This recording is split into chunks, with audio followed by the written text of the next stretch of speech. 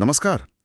क्या आप जानते हैं कि भारत के पास खरबों रुपए की विदेशी मुद्रा है? हाँ, बिल्कुल। ये पैसा आता कहाँ से? रखा क्यों जाता है? और सबसे बड़ा सवाल, क्या हम इसे अपनी सड़कों या स्कूलों के लिए इस्तेमाल कर सकते हैं?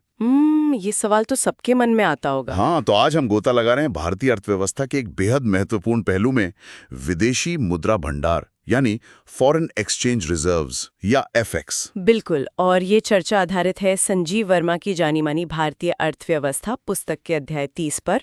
सुन लो, यूपीएससी इसे प्रस्तुत कर रहा है। और यूपीएससी एस्पिरेंट्स के लिए तो ये टॉपिक मतलब कुकी महत्वपूर्ण है। हाँ, GS 3, economy, prelims, mains, interview, हर जगह इसकी रेलेवेंस है।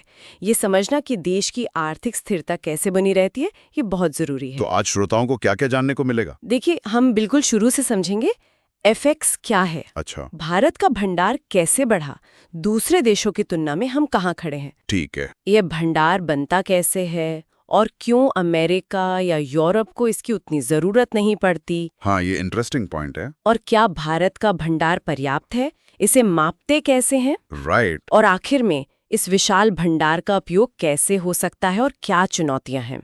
मतलब बिल्कुल विस्तृत गहराई से विश्लेषण होगा, कोई पहलू अछूता नहीं रहेगा। चलिए बढ़िया। तो शुरू करते हैं बिल्कुल बेसिक से। फिक्स ये होता क्या है, एकदम सरल भाषा में? देखिए, फेक्स या विदेशी मुद्रा भंडार आसान शब्दों में देश के केंद्रीय बैंक यानी आरबीआई के पास रखी गई विदेशी संपत्ति है। विदेशी संपत्ति, ठीक है। इसमें मुख्य रूप से 4 चीजें शामिल होती हैं। पहला, सोना मतलब गोल्ड रिजर्व्स। Gold, okay.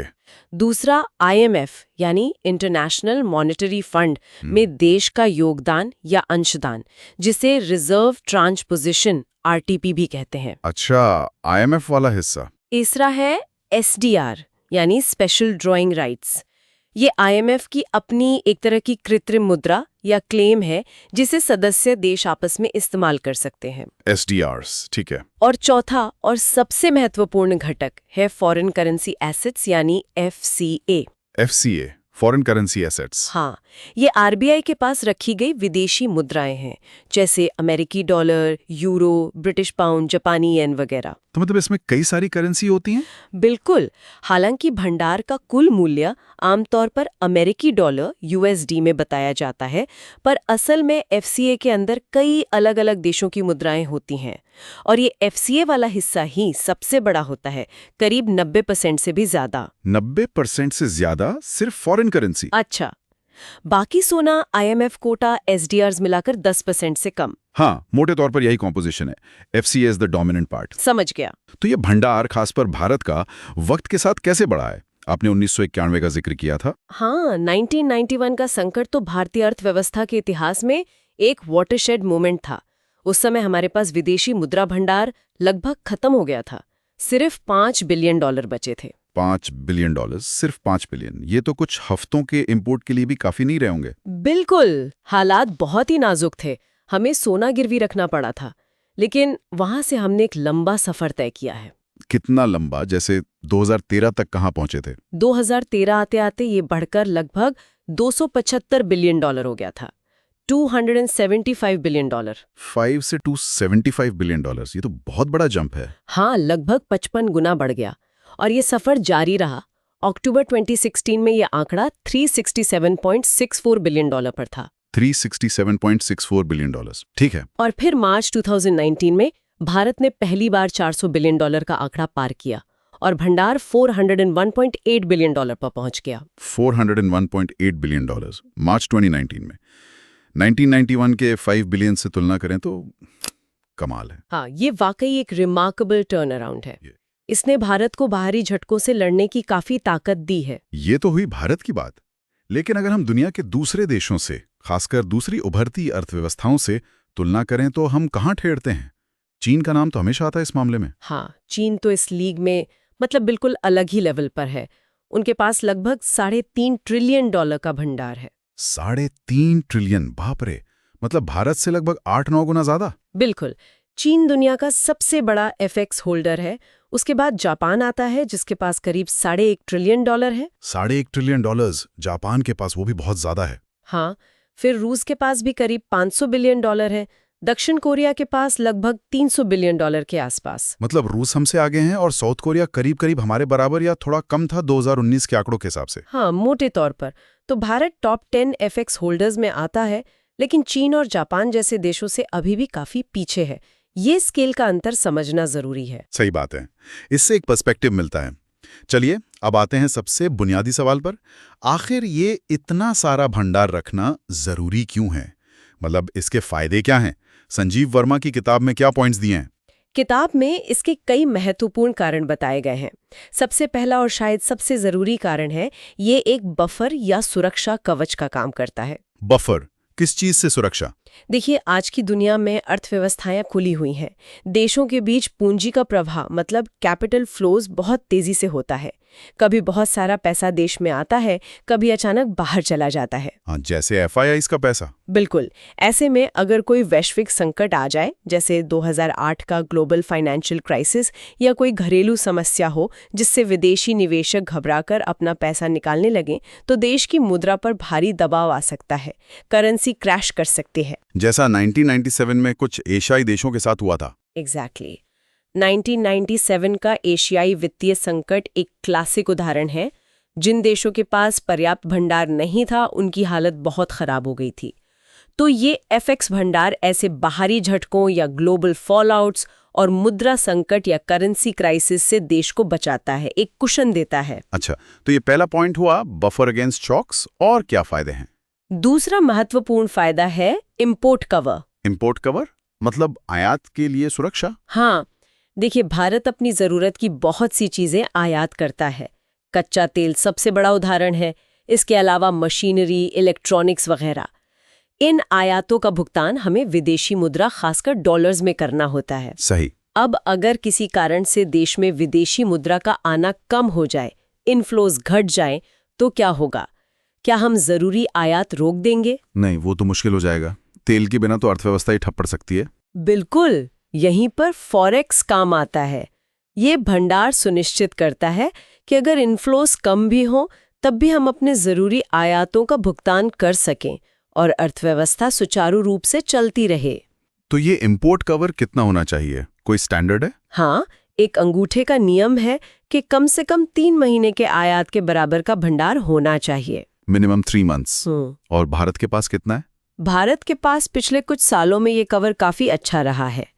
किताब के समय के आसपास ये करीब 7 महीने का था और पहले तो ये 15 महीने तक भी गया था। 7 महीने और पहले 15 महीने तक?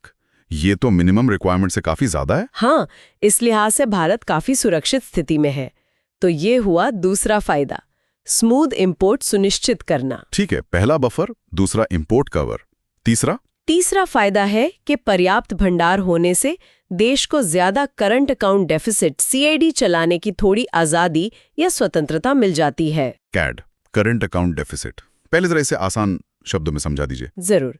देखिए, किसी भी देश का दुनिया के साथ लेन देन 2 खातों में बांटा जाता है, करंट अकाउंट और कैपिटल अकाउंट।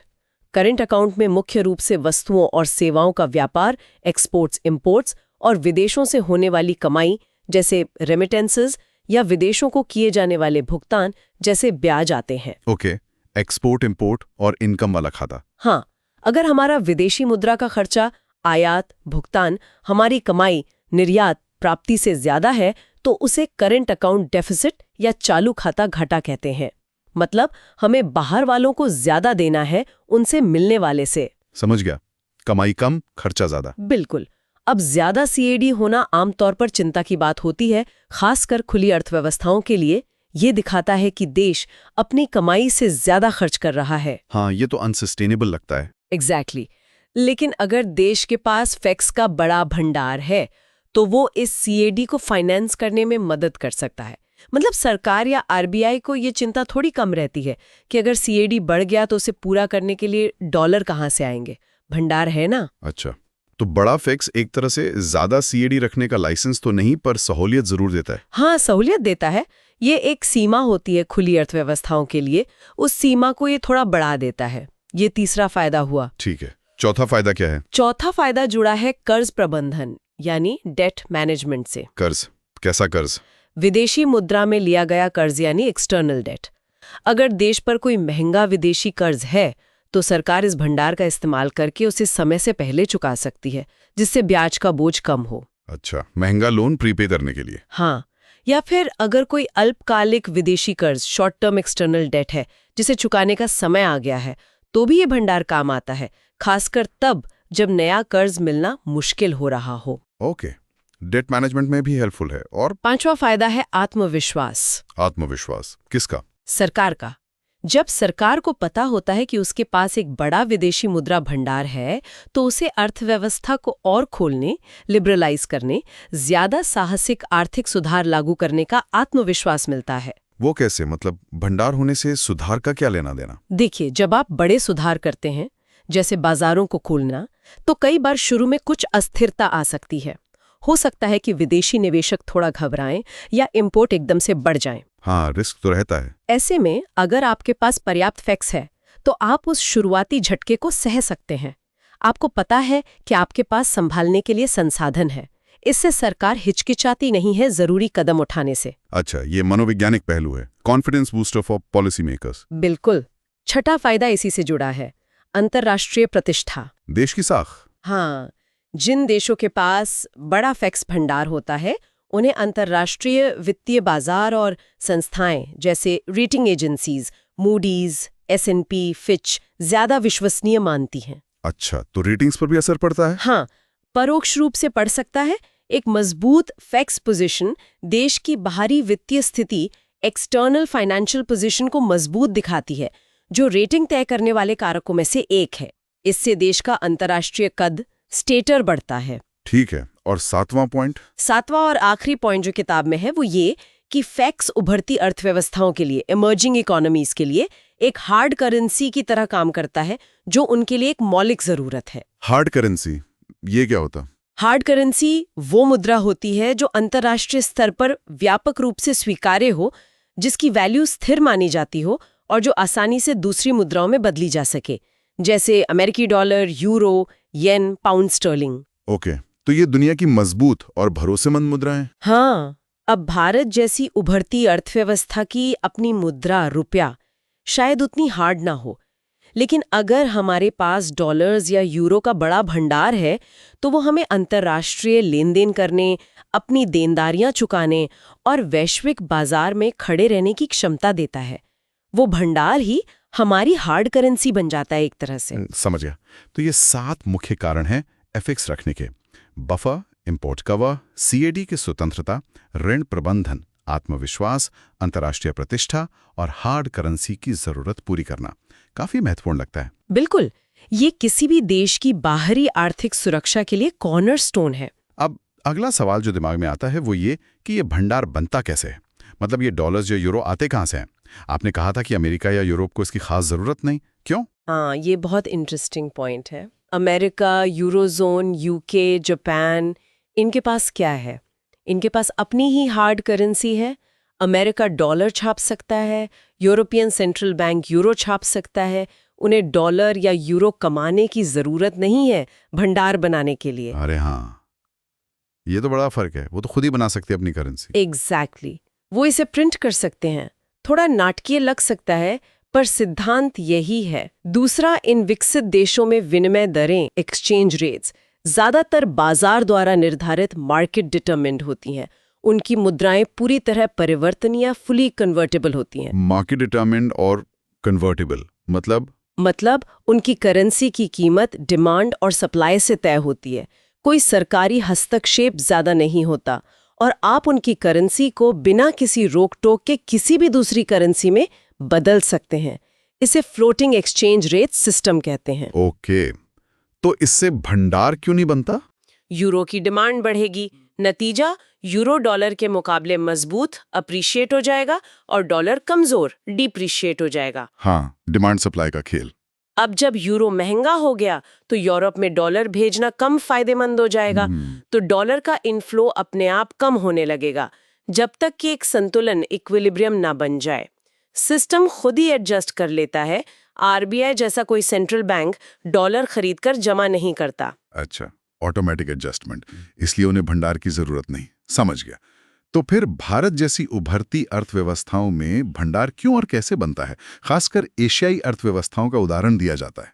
हाँ, एशियाई अर्थव्यवस्थाएं खासकर पूर्वी एशिया की बड़े भंडार रखने के लिए जानी जाती हैं। भंडार बनने के पीछे मुख्य रूप से 2-3 स्थितियां होती हैं। पहली, जब सेंट्रल बैंक विनिमय दर को स्थिर रखने के लिए या एक खास लेवल पर रखने के लिए हस्तक्षेप करता है। इसे फिक्स्ड या मैनेज्ड एक्सचेंज रेट कहते हैं। जैसे भारत में होता है मैनेज्ड एक्सचेंज रेट। बिल्कुल, भारत में पूरी तरह फ्लोटिंग नहीं है। आरबीआई रुपए को एक रेंज में रखने की कोशिश करता है। अब मान लीजिए भारत में विदेशी निवेश एफडीआई, एफआईआई या एक्सपोर्ट्स के जरिए बहुत सारे डॉलर आ रहे हैं। अगर आरबीआई कुछ ना करे तो डॉलर की सप्लाई बढ़ने से रुपया बहुत मजबूत एप्रिशिएट हो जाएगा। हाँ, हो सकता है। लेकिन अगर रुपया बहुत ज्यादा मजबूत हो गया तो हमारे एक्सपोर्ट्स महंगे हो जाएंगे और कॉम्पिटिटिव नहीं रहेंगे। इंपोर्ट सस्ते हो जाएंगे जो घरेलू इंडस्ट्री को नुकसान पहुंचा सकते हैं। सही बात है, एक्सपोर्टर्स को नुकसान होगा। तो आरबीआई ऐसा होने से रोकने के लिए क्या करता है? वो बाजार में जाकर अतिरिक्त डॉलर्स को खरीद लेता है, मॉप्स अप, बदले में रुपये जारी करता है। अच्छा। आरबीआई डॉलर खरीद लेता है। हाँ। और ये खरीदे हुए डॉलर कहाँ जाते हैं? वो आरबीआई के खजाने में यानी फैक्स भंडार में जमा हो जाते हैं। तो आरबीआई का हस्तक्षेप भंडार बनने का एक बड़ा कारण है। ओके, ये पहला कारण हुआ, सेंट्रल बैंक इंटरवेंशन इन अ मैनेज्ड फ्लोट सिस्टम। दूसरी स्थिति तब बनती है जब देश का कैपिटल अकाउंट सरप्लस उसके करंट अकाउंट डेफिसिट यानी सीएडी से ज्यादा हो। ओह, ये फिर से अकाउंट्स आ गए। Capital account surplus. हाँ, कैपिटल अकाउंट में मुख्य रूप से विदेशी निवेश एफडीआई, एफआईआई और विदेशी कर्ज बोरोइंग्स आते हैं। अगर देश में आने वाला कुल विदेशी निवेश और कर्ज कैपिटल इनफ्लोज देश से बाहर जाने वाले निवेश और कर्ज चुकाने कैपिटल आउटफ्लोज से ज्यादा है तो उसे कैपिटल अकाउंट सरप्लस कहते हैं। मतलब देश में पूंजी आ ज्यादा रही है, जा कम रही है। एग्जैक्टली। अब अगर ये सरप्लस हमारे करंट अकाउंट के घाटे से ज्यादा है तो क्या होगा? मतलब पूंजी खाते से जो अतिरिक्त डॉलर आए वो चालू खाते के घाटे को पूरा करने के बाद भी बच गए। हाँ, बच जाएंगे। वो बचे हुए अतिरिक्त डॉलर भी आरबीआई के भंडार में जुड़ जाते हैं। तो capital account surplus exceeding CAD भी भंडार बढ़ाता है। हाल तक भारत में काफी हद तक यही स्थिति थी। अच्छा, तो पूंजी का ज्यादा आना भी भंडार बढ़ाता है कैड को फाइनेंस करने के बाद। ठीक है, तीसरा कोई कारण? तीसरी स्थिति है जब देश का करंट अकाउंट ही सरप्लस में हो, मतलब देश की विदेशी कमाई उसके विदेशी खर्चे से ज्यादा हो। कैड की जगह करंट अकाउंट सरप्लस। हाँ, जैसे चीन और जापान के साथ अक्सर होता है। उनका एक्सपोर्ट उनके इंपोर्ट से कहीं ज्यादा होता है। ऐसे में जो अतिरिक्त विदेशी मुद्रा कमाई जाती है वो सीधे भंडार में जुड़ जाती हैं, खासकर अगर उनकी विनिमय दरें स्थिर रखी जाती हैं या मुद्रा पूरी तरह परिवर्तनीय नहीं है। तो चीन और जापान के इतने बड़े भंडार का एक कारण उनका लगातार करंट अकाउंट सरप्लस भी है। बिल्कुल, ये एक बड़ा फैक्टर है उनके केस में। तो संक्षेप में कहें तो भंडार तब बनता है जब 1. Central bank managed rate system में हस्तक्षेप करके डॉलर खरीदता है, 2. कैपिटल अकाउंट सरप्लस सीएडी से ज्यादा होता है, या 3. करंट अकाउंट सरप्लस होता है, और साथ में विनिमय दरें बाजार द्वारा पूरी तरह निर्धारित नहीं होती या मुद्रा पूरी तरह परिवर्तनीय नहीं होती। मतलब कहीं ना कहीं नॉन मार्केट रेट्स या नॉन कन्वर्टिबिलिटी और विदेशी मुद्रा के प्रवाह इनफ्लोज का कॉम्बिनेशन है। हाँ, और विदेशी मुद्रा को पूरी तरह अब्जॉर्ब करने की क्षमता की कमी भी एक कारण है। अगर अर्थव्यवस्था आने वाले सारे डॉलर्स को प्रोडक्टिव तरीके से इस्तेमाल नहीं कर पाती तो वो भंडार में जमा हो जाते हैं। और विदेशी निवेशक इस बड़े भंडार को कैसे देखते हैं? विदेशी निवेशक, खासकर जो उभरती अर्थव्यवस्थाओं में निवेश करते हैं, वो बड़े भंडार को एक पॉजिटिव सिग्नल की तरह देखते हैं। ये उन्हें भरोसा दिलाता है कि देश बाहरी झटकों को झेल सकता है और जरूरत पड़ने पर वो अपना पैसा आसानी से वापस निकाल पाएंगे। ये फिर से बफर वाले पॉइंट से जुड़ जाता है। ये एक तरह का कॉन्फिडेंस फैक्टर है इन्वेस्टर्स के लिए भी। हाँ, बिल्कुल। चलिए, ये तो समझ आ गया कि भंडार बनता कैसे है। अब आते हैं उस पेचीदा सवाल पर, क्या भारत का भंडार पर्याप्त है? आपने मार्च 2019 का आंकड़ा बताया, 401.8 बिलियन डॉलर। क्या ये काफी है? ये वाकई एक $1 मिलियन क्वेश्चन है, या कहें कि $400 बिलियन क्वेश्चन है। और इसका कोई सीधा हाँ या ना में जवाब नहीं है। क्यों? मतलब कोई तरीका नहीं है मापने का? तरीके हैं, पैमाने हैं, बेंचमार्क्स हैं, लेकिन दिक्कत ये है कि संकट कब आएगा, कितना बड़ा होगा, किस तरह का होगा, ये कोई नहीं जानता। Crisis are inherently unpredictable. हाँ, ये तो है। तो पर्याप्तता का सवाल मात्रात्मक, क्वांटिटेटिव होने के साथ साथ गुणात्मक भी है। मतलब आंकड़े क्या कहते हैं और सरकार या सेंट्रल बैंक को कितना आराम महसूस होता है।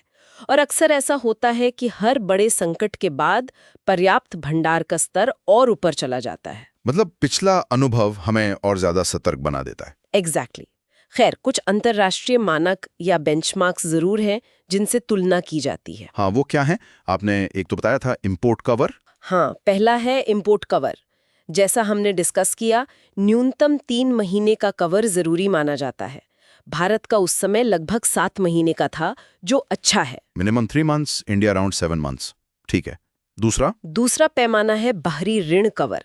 इसमें देखा जाता है कि भंडार देश के कुल बाहरी कर्ज का कितना प्रतिशत कवर करता है। एक आम राय है कि ये कुल कर्ज का कम से कम 75% होना चाहिए। 75% of total external debt. Okay. और जो अल्पकालिक कर्ज है, शॉर्ट टर्म डेट, जिसकी मैच्योरिटी 1 साल से कम हो, उसका तो 100% कवर होना चाहिए, क्योंकि वो जल्दी चुकाना पड़ सकता है। 100% ऑफ शॉर्ट टर्म डेट। और भारत कहाँ खड़ा है इस पर? भारत का स्तर इन निर्धारित पैमानों से काफी बेहतर है। किताब में लिखा है कि ये निर्धारित 50% से बहुत अधिक है। हालांकि ये 50% का आंकड़ा कहाँ से आया, ये थोड़ा अस्पष्ट है, पर आम सहमति 75% और 100% वाली है, और भारत उससे बेहतर स्थिति में है। मतलब कर्ज के मामले में भी भंडार ठीक-ठाक कवर देता है। तीसरा है गुइडॉटी नियम, गाइडॉटी रूल, जिसे बाद में एलन ग्रीमस्पैन ने भी पॉपुलर किया। गुडॉटी रूल, ये क्या कहता है? ये नियम कहता है कि किसी देश का विदेशी मुद्रा भंडार कम से कम उसके अगले 1 साल में मैच्योर होने वाला कुल विदेशी कर्ज, short term debt by original maturity plus debt maturing in the next 1 year, यानी भंडार और इस कर्ज का अनुपात, रेशियो, मिनिमम 1 होना चाहिए। Ratio of reserves to short-term debt plus maturing debt should be at least 1. हाँ, ये सुनिश्चित करता है कि अगर अगले 1 साल तक कोई नया विदेशी कर्ज न भी मिले, तब भी देश अपनी देनदारियां चुका सके। भारत का ये अनुपात क्या था? भारत का ये अनुपात 1 की न्यूनतम जरूरत के मुकाबले 5 था। 5? मतलब जरूरत से 5.5 गुना ज्यादा। ये काफी मजबूत स्थिति दिखाता है। बिल्कुल। Minimum 1, India 5। ये गाइडॉटी रूल हुआ। और कोई बेंचमार्क? एक और अवधारणा है जिसे आजकल सबसे प्रचलित माना जाता है, LR, यानी liquidity at risk. LR, liquidity at risk. ये किसने दिया? इसे भी फेडरल रिजर्व के पूर्व चेयरमैन एलन ग्रीनस्पैन ने ही प्रमुखता दी थी। ये पिछले मानकों से थोड़ा अलग है। ये एक तरह का स्टैटिस्टिकल मॉडल है। स्टैटिस्टिकल मॉडल कैसे काम करता है? ये विभिन्न प्रतिकूल परिस्थितियों, एडवर्स सिनेरियोज में संभावित पूंजी बहिर्वाह, पोटेंशियल कैपिटल आउटफ्लोज का अनुमान लगाने की कोशिश करता है। मतलब अगर हालात खराब होते हैं तो कितना पैसा देश से बाहर जा सकता है, FIIs कितना निकाल सकते हैं, शॉर्ट टर्म डेट कितना रोल ओवर नहीं होगा, इंपोर्ट बिल कितना बढ़ सकता है, वगैरह। अच्छा, ये एक तरह का स्ट्रेस टेस्ट है। हाँ, बिल्कुल, आप इसे एक तरह का स्ट्रेस टेस्ट समझ सकते हैं। ये एक मैट्रिक्स बनाता है कि अलग-अलग शॉक्स में कितनी लिक्विडिटी यानी FX की जरूरत पड़ सकती है। ये एक ज्यादा गतिशील पैमाना है। तो क्या लार के हिसाब से भारत का भंडार पर्याप्त था? लार का कोई एक फिक्स्ड नंबर नहीं होता। ये देश की परिस्थितियों और मॉडल पर निर्भर करता है, लेकिन सामान्य तौर पर इन सभी मानकों, इंपोर्ट कवर, डेट कवर, गुडॉटी रूल और लार के हिसाब से भारत का भंडार हाल के वर्षों में काफी हद तक पर्याप्त माना गया है। लेकिन आपने शुरू में कहा था कि संकट अप्रत्याशित होते हैं। हाँ, और यही सबसे बड़ी चेतावनी, कैविएट है। ये सारे मानक, चाहे वो गाइडॉटी रूल हो या ग्रीनस्पैन का लार मॉडल, ये अभी तक किसी बड़े वैश्विक संकट में पूरी तरह परखे नहीं गए हैं। 2008 के संकट ने भी कई स्थापित धारणाओं को चुनौती दी थी। संकट कब, कहां से, कैसे आएगा, ये कहना मुश्किल है। मतलब पूरी तरह निश्चिंत नहीं हो सकते, तैयारी रखनी पड़ती है। बिल्कुल, पर्याप्तता का स्तर हमेशा एक बहस का मुद्दा रहता है। चलिए मान लेते हैं कि भंडार पर्याप्त है या कम से कम ठीक ठाक है। अब आते हैं उस सवाल पर जो हमने शुरू में उठाया था। इस विशाल भंडार का उपयोग कैसे हो सकता है? क्या हम इसे देश के विकास कार्यों जैसे इंफ्रास्ट्रक्चर, सड़कें, स्कूल, अस्पताल बनाने में लगा सकते हैं? यही इस भंडार की सबसे बड़ी सीमा या कहें कि पहेली है। सीमा? क्यों? क्योंकि ये भंडार विदेशी मुद्रा में है, मुख्य रूप से डॉलर्स में। आप डॉलर से भारत में सड़क या स्कूल सीधे तौर पर नहीं बना सकते। उसके लिए आपको रुपए चाहिए। तो आरबीआई इन डॉलर्स को रुपयों में बदल क्यों नहीं देता? मतलब डॉलर देकर रुपये छाप लें और सरकार को दे दे खर्च करने के लिए। यहीं पर समस्या है। अगर आरबीआई ऐसा करता है, यानी डॉलर लेकर बदले में नए रुपए छापकर सिस्टम में डालता है, तो अर्थव्यवस्था में रुपए की आपूर्ति यानी मनी सप्लाई बहुत ज्यादा बढ़ जाएगी। अच्छा, मनी सप्लाई बढ़ जाएगी। उससे क्या होगा? जब बाजार में जरूरत से ज्यादा पैसा आ जाता है और उतनी तेजी से वस्तुओं और सेवाओं का उत्पादन नहीं बढ़ता, तो क्या होता है? महंगाई, इन्फ्लेशन। एग्जैक्टली। इससे मुद्रास्फीति यानी इन्फ्लेशन बढ़ने का बहुत बड़ा खतरा है, जो आम आदमी को सबसे ज्यादा चोट पहुंचाता है। इसलिए एफएक्स को सीधे घरेलू रुपये के खर्चों के लिए इस्तेमाल करना बहुत जोखिम भरा है। इसे स्टेरिलाइजेशन की समस्या से भी जोड़ा जाता है। जब आरबीआई डॉलर खरीदता है तो रुपए छोड़ता है, जिससे महंगाई का दबाव बनता है। उसे कम करने के लिए आरबीआई को बॉन्ड बेचकर रुपए वापस खींचने पड़ते हैं, जिसकी अपनी लागत होती है। तो ये सीमा रास्ता तो बंद है महंगाई के डर से। तो फिर क्या विकल्प हैं? ये पैसा बस अमेरिकी ट्रेजरी बिल्स में ही पड़ा रहता है? काफी हद तक हाँ। आरबीआई इस भंडार का बड़ा हिस्सा विदेशों में, खासकर अमेरिकी सरकार की प्रतिभूतियों यूएस ट्रेजरी बिल्स और अन्य विकसित देशों के sovereign bonds global sovereign bonds में निवेश करता है। यूएस ट्रेजरी बिल्स, ये क्या होते हैं और यहीं क्यों निवेश करते हैं? यूएस ट्रेजरी बिल्स अमेरिकी सरकार द्वारा जारी किए गए अल्पकालिक ऋण पत्र होते हैं। इन्हें दुनिया में सबसे सुरक्षित रिस्क फ्री माना जाता है और ये बहुत तरल या लिक्विड होते हैं, मतलब इन्हें आसानी से और जल्दी बेचा जा सकता है। सॉवरेन बॉन्ड्स दूसरे देशों की सरकारों द्वारा जारी बांड होते हैं। सुरक्षित और तरल, मतलब सेफ भी हैं और जरूरत पड़ने पर फटाफट कैश मिल सकता है। बिल्कुल। एफएमएक्स का मुख्य उद्देश्य रिटर्न कमाना नहीं, बल्कि जरूरत के समय उपलब्ध होना है। इसलिए सुरक्षा, सेफ्टी और तरलता, लिक्विडिटी सबसे महत्वपूर्ण होती है, भले ही इन पर रिटर्न ब्याज बहुत कम मिलता हो। रिटर्न कम मिलता है? कितना कम? काफी कम। अक्सर तो महंगाई दर से भी कम हो सकता है। यहीं पर वो विडंबना आती है जिसका जिक्र किताब में भी है। क्या विडंबना? कि एक तरफ भारत जैसा देश निवेश का भूखा है, हमें इंफ्रास्ट्रक्चर, इंडस्ट्री सबके लिए भारी निवेश चाहिए, और दूसरी तरफ हमारे पास इतना बड़ा विदेशी मुद्रा भंडार है जिस पर हमें बहुत मामूली रिटर्न मिल रहा है और हम उसे सीधे देश में इस्तेमाल भी नहीं कर पा रहे हैं। हाँ यार, ये तो सच में बड़ी अजीब स्थिति है। पैसा है पर काम नहीं आ रहा सीधे तौर पर। बिल्कुल, ये एक बड़ा पॉलिसी डायलेमा है। तो क्या कोई तरीका सोचा क्या है इस दुविधा से निकलने का? किताब में कुछ बताया है? हाँ, इस पर काफी विचार विमर्श हुआ है। कुछ विकल्प आजमाए भी गए हैं। एक विकल्प था कि इस भंडार से बाहरी कर्ज चुका दिया जाए। हाँ, ये तो हमने फायदों में भी गिना था। लागत वाले विदेशी कर्ज चुका चुकी है। जो कर्ज बचा है वो अक्सर रियायती दरों पर लिया गया है, जिसे चुकाने से ज्यादा फायदा नहीं। अच्छा, और कोई दिक्कत? एक और सैद्धांतिक दिक्कत है। जब सरकार फैक्स से डॉलर लेकर विदेशी कर्ज चुकाएगी तो आरबीआई के पास डॉलर कम हो जाएंगे। अगर सरकार आरबीआई से रुपए लेकर ये डॉलर खरीदती है तो सरकार का आंतरिक ऋण इंटरनल डेट बढ़ जाएगा। तो कुल मिलाकर देश की ऋण स्थिति, ओवरऑल डेट पोजीशन शायद न बदले, बस बाहरी की जगह आंतरिक कर्ज बढ़ जाए। ओह, ये तो बस कर्ज का प्रकार बदल रहा है, कम नहीं हो रहा। हाँ, ये एक पहलू है। दूसरा विकल्प सोचा गया कि आयात शुल्क कम कर दिए जाएं या जानबूझकर ज्यादा सीएडी चलाया जाए ताकि डॉलर देश से बाहर जाए और भंडार कम हो। पर इसके तो अपने जोखिम है ना? बिल्कुल।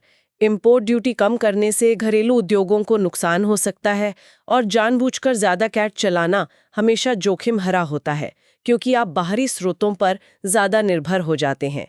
ये टिकाऊ रणनीति नहीं है। सही बात है। तीसरा कोई विकल्प?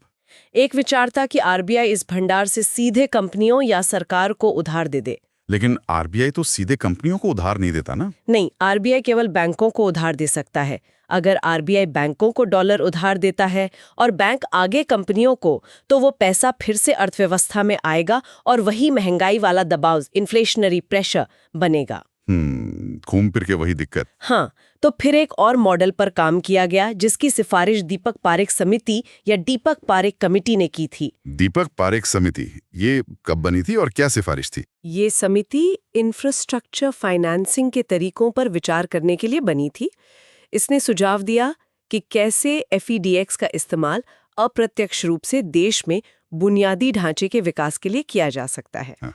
और सरकार ने इसकी कुछ सिफारिशें मान भी लीं। अच्छा, क्या थी वो सिफारिशें? सिफारिश ये थी कि IIFCL यानी India infrastructure finance company limited, जो कि एक सरकारी कंपनी है, वो आरबीआई से लगभग $10 बिलियन उधार लेगी। $10 बिलियन आरबीआई से उधार? हाँ, विदेशी मुद्रा में। फिर IIFCL विदेशों में, शायद लंदन और सिंगापुर में, अपनी 2 पूर्ण स्वामित्व वाली सहायक कंपनियां, होली ओन सब्सिडरीज WOS, स्थापित करेगी। WS मतलब 100% IFCL की मालकी वाली कंपनियां। ठीक है, फिर? जो लंदन वाली WOS होगी, उसका काम होगा भारतीय कंपनियों को विदेशी मुद्रा में लोन देना। ये लोन उन भारतीय कंपनियों को मिलेगा जो विदेशों से मशीनरी या इक्विपमेंट आयात, कैपिटल इंपोर्ट कर रही हैं भारत में इंफ्रास्ट्रक्चर प्रोजेक्ट्स के लिए। अच्छा, तो डॉलर देश से बाहर गया ही नहीं एक तरह से, बस आरबीआई से IFCL, फिर IFCL की विदेशी सब्सिडरी से भारतीय कंपनी के विदेशी सप्लायर को चला गया और वो सामान भारत आ गया। हाँ, कुछ इस तरह का मैकेनिज्म। इससे वो डॉलर सीधे भारतीय रुपये के सिस्टम में नहीं आया। क्लेवर। और सिंगापुर वाली वॉस का क्या काम था? सिंगापुर वाली कंपनी का काम थोड़ा अलग था। वो आरबीआई से मिले डॉलर को दुनिया की टॉप रेटेड कंपनियों के बॉन्ड्स, AA रेटेड पेपर में निवेश करेगी। AA रेटिंग मतलब सबसे सुरक्षित कॉर्पोरेट बॉन्ड्स? हाँ, बिल्कुल। फिर इस निवेश से जो रिटर्न मिलेगा, उस कमाई का इस्तेमाल किया जाएगा भारतीय इंफ्रास्ट्रक्चर कंपनियों को क्रेडिट व्रैप या मोनोलाइन बीमा प्रदान करने के लिए। क्रेडिट व्रैप, मोनोलाइन बीमा, ये क्या बला है? ये एक तरह की गारंटी या बीमा होता है।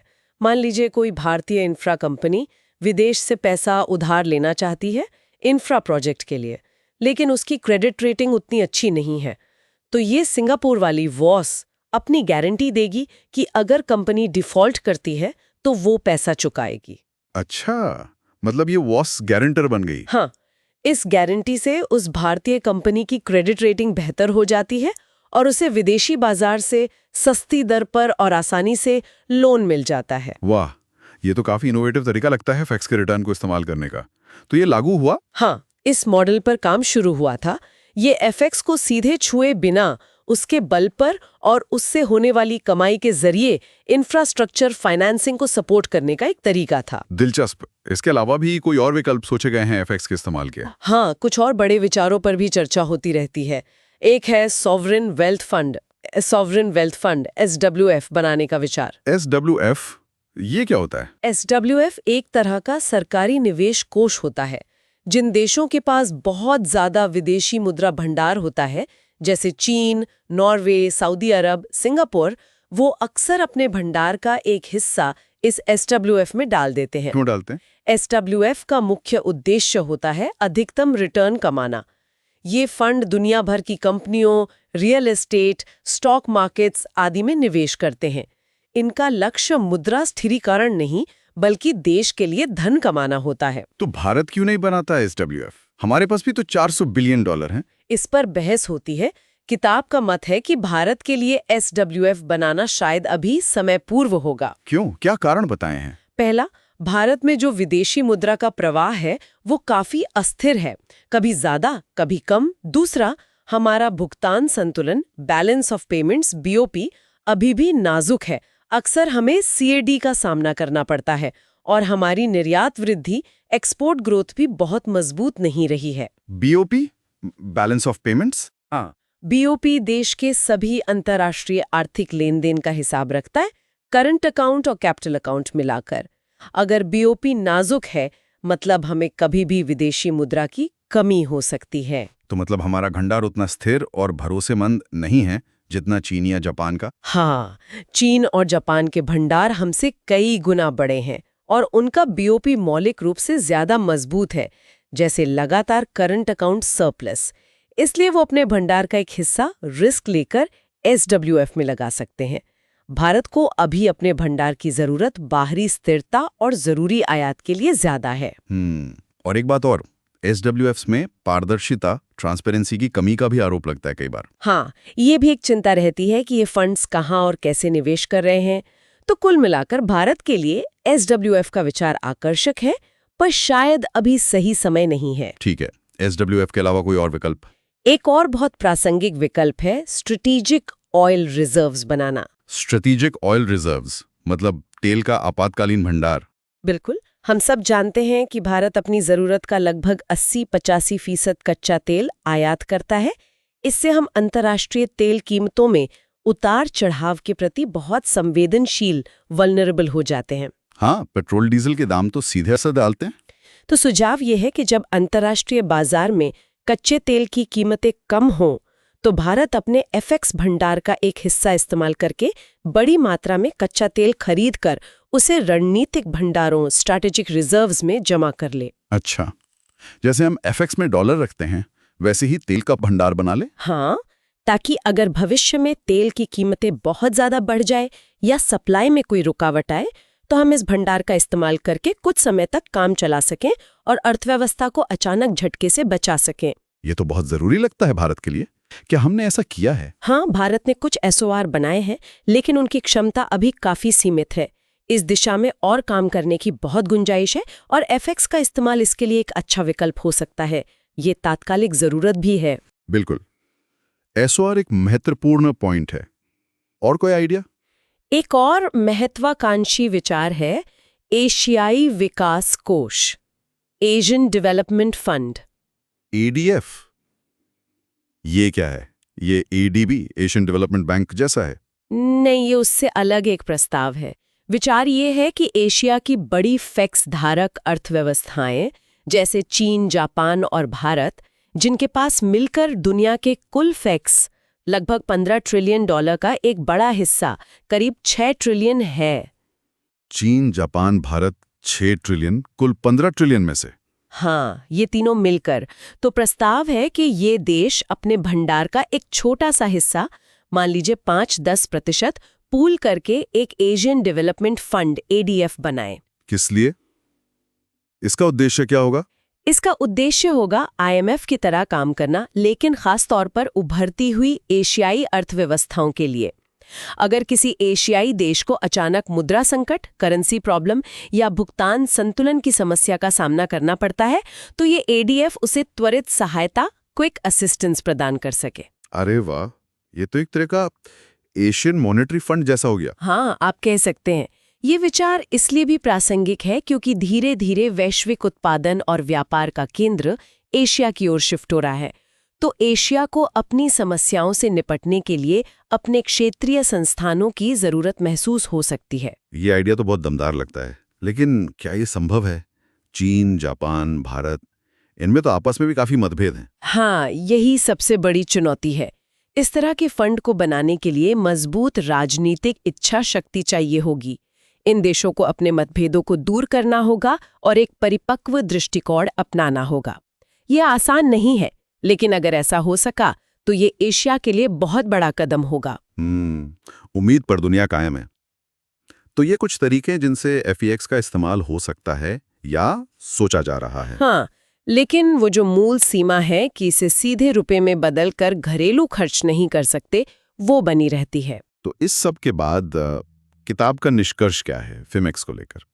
किताब का निष्कर्ष यही है कि 1991 के संकट के बाद से भारत के विदेशी मुद्रा भंडार ने एक बहुत लंबा और सफल सफर तय किया है। हाँ, 5 बिलियन से 400 बिलियन डॉलर तक। ये भंडार बाहरी मोर्चे पर एक बड़ा आराम, कॉन्फिडेंस देता है। ये हमें अशांत घरेलू और वैश्विक गिरावटों, टर्बुलेंट डोमेस्टिक एंड ग्लोबल फॉलआउट्स का सामना करने की ताकत देता है। ये एक जरूरी बीमा पॉलिसी की तरह है। सही है, एक जरूरी बीमा जिसकी जरूरत कब पड़ जाए कह नहीं सकते। चलिए, तो ये थी हमारी विस्तृत चर्चा फिमेक्स पर। अब अगर हम मुख्य बातों को संक्षेप में दोहराना चाहें तो की टेकअवेज क्या होंगे? जरूर। तो इस चर्चा के मुख्य बिंदु ये हैं। पहला, फैक्स क्या है? ये देश का सोना, आईएमएफ में हिस्सा, एसडीआरस और मुख्य रूप से विदेशी मुद्रा संपत्ति एफसीए का भंडार है, जिसमें एफसीए का हिस्सा 90% से ज्यादा है। ठीक है। दूसरा, भारत का फैक्स कैसे बढ़ा? 1991 के लगभग $5 बिलियन से बढ़कर मार्च 2019 में $401.8 बिलियन हो गया। तुलना करें तो चीन 3.5 ट्रिलियन और जापान 1.5 ट्रिलियन हमसे काफी आगे हैं। ओके। ग्रोथ और तुलना। तीसरा, फैक्स क्यों महत्वपूर्ण है? इसके कई कारण हैं। संकटों से बचाव के लिए बफर, जरूरी आयात सुनिश्चित करने के लिए इंपोर्ट कवर, ज्यादा कैट जलाने की सहूलियत, कर्ज प्रबंधन में मदद, सुधारों के लिए आत्मविश्वास, अंतर्राष्ट्रीय साख और उभरती अर्थव्यवस्थाओं के लिए हार्ड करेंसी की जरूरत पूरी करना। राइट। इंपॉर्टेंस के सारे पॉइंट्स। चौथा, फैक्स बनता कैसे है? ये मुख्य रूप से उभरती अर्थव्यवस्थाओं में बनता है, जहां या तो सेंट्रल बैंक हस्तक्षेप करता है, मैनेज रेट्स, या कैपिटल अकाउंट सरप्लस कैट से ज्यादा होता है, या करंट अकाउंट सरप्लस होता है। विकसित देशों को हार्ड करेंसी और फ्लोटिंग रेट्स के कारण इसकी उतनी जरूरत नहीं। How reserves build up? पांचवा, फैक्स पर्याप्त है या नहीं? ये जटिल सवाल है। मानक है इंपोर्ट कवर न्यूनतम 3 महीने, भारत 7, डेट कवर कुल का 75%, अल्पकालिक का 100%, गुइडोटी रूल अनुपात न्यूनतम 1, भारत 5 और लार मॉडल। लेकिन संकट अप्रत्याशित होते हैं। ठीक है। सफिशिएंसी और बेंचमार्क्स। और छठा, फैक्स का उपयोग कैसे हो? इसकी सबसे बड़ी सीमा है कि इसे सीधे घरेलू रुपए खर्च में इस्तेमाल नहीं कर सकते। महंगाई का डर। विकल्प सीमित और अप्रत्यक्ष है। कर्ज चुकाना पर सीमाएं हैं। IIFCL दीपक पारेख मॉडल से इंफ्रा फाइनेंसिंग को सपोर्ट करना, या भविष्य के लिए SWF, SOR, ADF जैसे विचारों पर काम करना। सीधे इंफ्रा में इस्तेमाल न कर पाना एक विडंबना है। बिल्कुल। यूटिलाइजेशन और लिमिटेशंस, ये हो गए की टेकअवेज। हाँ, ये मुख्य बातें हैं। वाकई फैक्स एक ऐसा विषय है जिस पर जितनी बात की जाए कम है। काफी गहरा और टेक्निकल भी है, लेकिन भारतीय अर्थव्यवस्था और दुनिया में भारत की स्थिति को समझने के लिए बहुत जरूरी है। सही कहा। और ये सिर्फ इकोनॉमिक्स का विषय नहीं है। इसकी समझ आपको देश की पॉलिसीज, अंतर्राष्ट्रीय संबंधों और यहाँ तक कि रोजमर्रा की खबरों को भी बेहतर पर्सपेक्टिव में देखने में मदद करती है। बिल्कुल। ये चर्चा सिर्फ यूपीएससी इकोनॉमी के पेपर के लिए नहीं, बल्कि निबंध, इंटरव्यू और एक जागरूक नागरिक बनने के लिए भी महत्वपूर्ण है। ये ज्ञान निश्चित रूप से आत्मविश्वास बढ़ाएगा। डेफिनेटली। तो दोस्तों, ये थी हमारी आज की गहन चर्चा भारत के फॉरेन एक्सचेंज रिजर्व्स पर, संजीव वर्मा की किताब के अध्याय 30 के आधार पर। उम्मीद है कि आपको ये प्रयास पसंद आया होगा और आपके ज्ञान में वृद्धि हुई होगी। हमें भी उम्मीद है। अगर हाँ, तो प्लीज इस चर्चा को अपना समर्थन दें, इसे लाइक करें, अपने साथी उम्मीदवारों और दोस्तों के साथ शेयर करें और नीचे कमेंट सेक्शन में अपने विचार या अगर कोई सवाल रह गया हो तो जरूर बताएं। आपके फीडबैक का इंतजार रहेगा। और सबसे महत्वपूर्ण बात, अगर आप ऐसी ही गहरी और विस्तृत चर्चाएं मिस नहीं करना चाहते तो सुन लो यूपीएससी यूट्यूब चैनल को सब्सक्राइब करना बिल्कुल ना भूलें। वो घंटी वाला आइकॉन भी दबा दें ताकि आपको नोटिफिकेशन मिल जाए। हाँ, सब्सक्राइब जरूर करें। अगली बार फिर मिलेंगे एक और महत्वपूर्ण विषय के साथ, एक और गहरी डुबकी लगाने के लिए। तब तक पढ़ते रहिए, सीखते रहिए और आगे बढ़ते रहिए। जय हिंद। जय हिंद।